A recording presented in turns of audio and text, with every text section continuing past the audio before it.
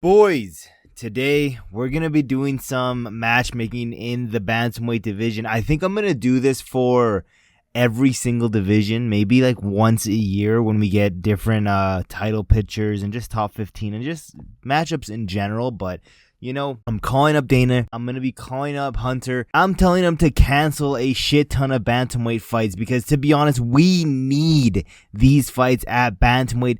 Does it make the most sense? I mean, yes and no, not realistic, but not really. Some of them make a lot of sense, but there's some here that, you know, I'm just doing some wishful thinking, but it's what the fans want. It's what the hood needs at this point. And with that being said, let's start off with, this isn't in any like particular order. I just ran through literally the entire Bantamweight division, and I just picked up some guys that I want to see. And I just think the UFC, as of lately, especially Dana, that man's lost so much aura for matchmaking. It seems as of recently, this dude can't matchmake correctly to save his life. With that being said, let's start off. Umar Nurmagomedov just finished his failed title run. You know, he lost to Merab.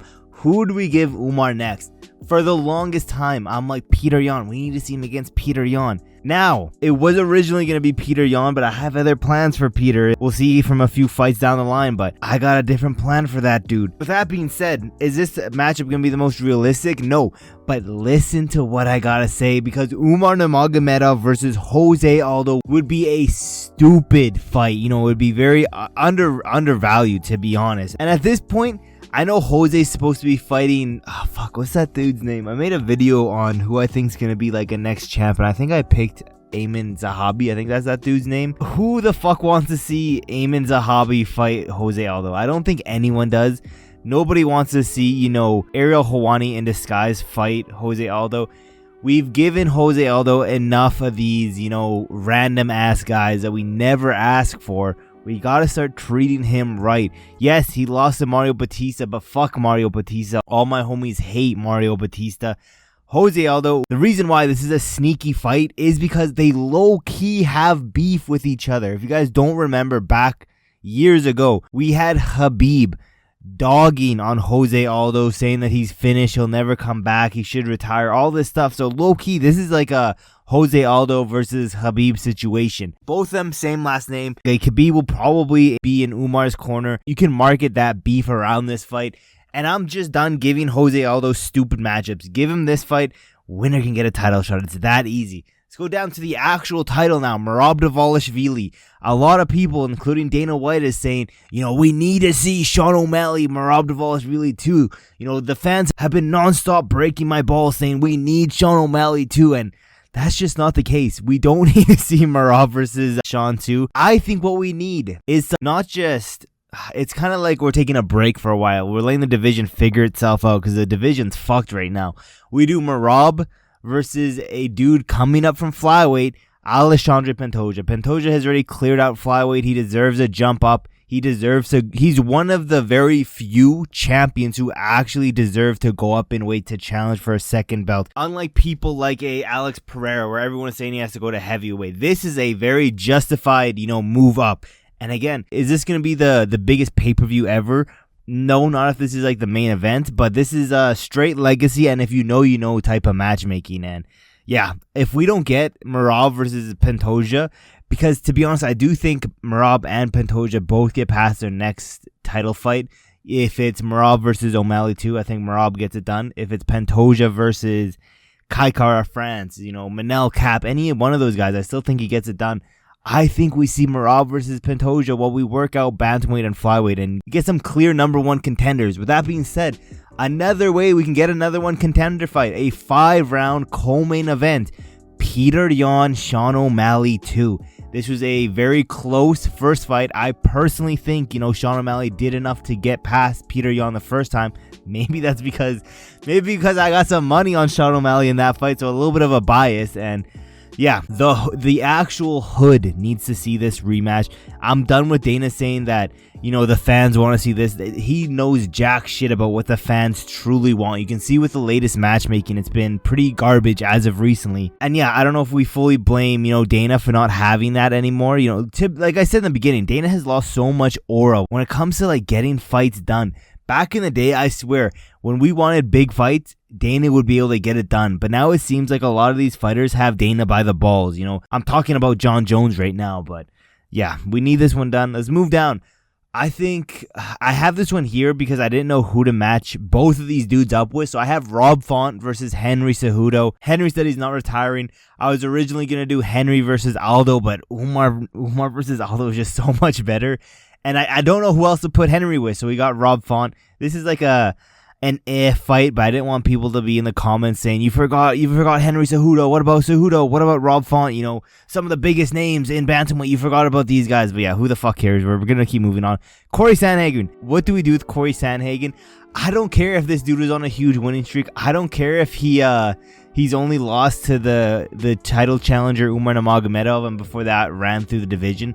I don't care if he's deserving of a top level bantamweight. I'm giving this dude someone who I don't even think he's in the rankings. Let me quickly check to see if he's either in the ranking, because to be honest, I don't think he is. But if he is, he's very, very low. He is not in the rankings. Yeah. I'm giving him someone who's not even in the rankings. That's gonna be Vinicius Oliveira. You're telling me this shit wouldn't be a great ass fight?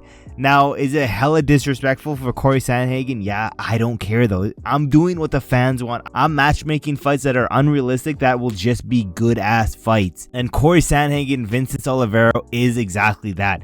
You know, I could 100% see either Cory Sandhagen, you know, moving, mixing in the grappling, the takedowns, and the striking to get this done. Or I can see him being too calculated on the feet, trying to do some mathematics in his head and getting fucking spinning heel kicks, flying knees, something crazy like that from Vinicius Oliveira. And yeah, again, this isn't realistic. It's just what the hood needs. Let's go down. Chito Vera. What do we do with Chito? I was debating, you know, maybe he moves up in weight. I don't know if that would be the best decision. I don't think he can move down, to be honest. I don't think he can make flyweight. And there's not that much interesting guys here, at least in the rankings. And again, is the guy I'm matching up with in the rankings. He's ranked number 15. So is it disrespectful? Don't care. Marlon is right now ranked number 7, but he's on a pretty nasty losing streak. I don't care. I don't care about rankings in this video. I'm doing Chito versus Montel Jackson, two of the hardest hitting bantamweights right now. And again, I'm just matchmaking on what I think would be a very fun matchup. These are no way realistic whatsoever. It's just fun to do. So moving down though, Payton Talbott. What do we do with Payton Talbott? He's coming off that fraud check versus Barcelos, and you either give him a fucking like 40-year-old fighter, or you say fuck it and you give him the fight he should have had before, which is Adrian Yanez. Yanez isn't out here, you know, on a huge winning streak. He doesn't deserve anything huge, you know. I think this is by far one of the biggest fights you can make outside the top 15, outside the top 20 in the bantamweight division. Adrian Yanez, Payton Talbott. This could even be like a co-main event in a non-pay-per-viewed fight card, and an Apex level fight card. This would be a crazy fight.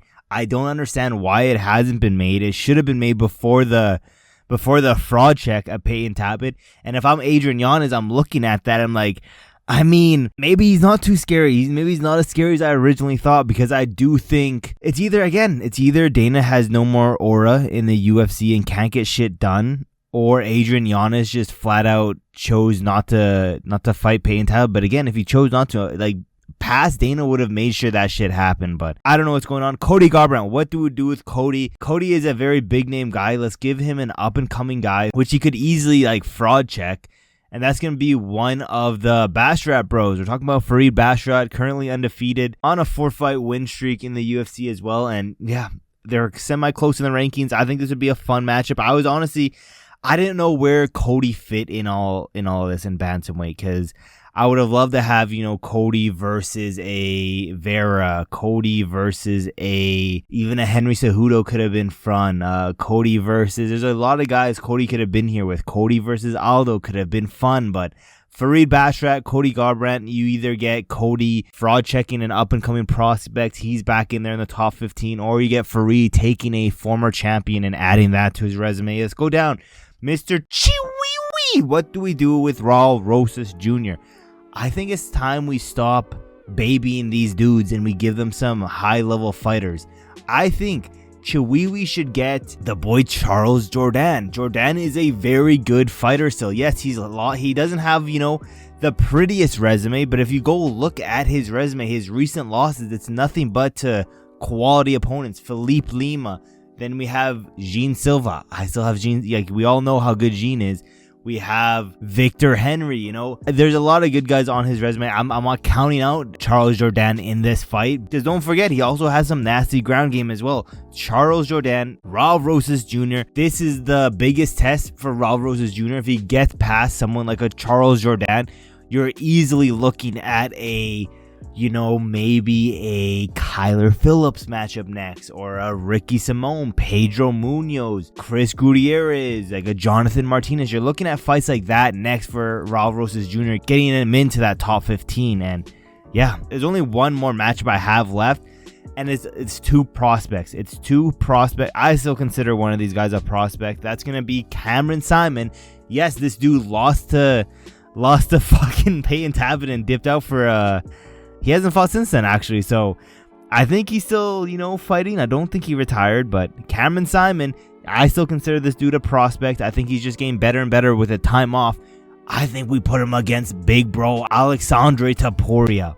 You're telling me this wouldn't be a crazy matchup? And again, two prospects. If you know type of matchups. And yeah, let me know in the comments below. Would you guys matchmake these guys any differently? I don't think I missed anyone. This is pretty much every big name or fighters that I care about in this division. Let me know, would you match them up a little bit differently? Again, this shit ain't realistic. It's just fun. It's what the UFC should be doing to build up interest.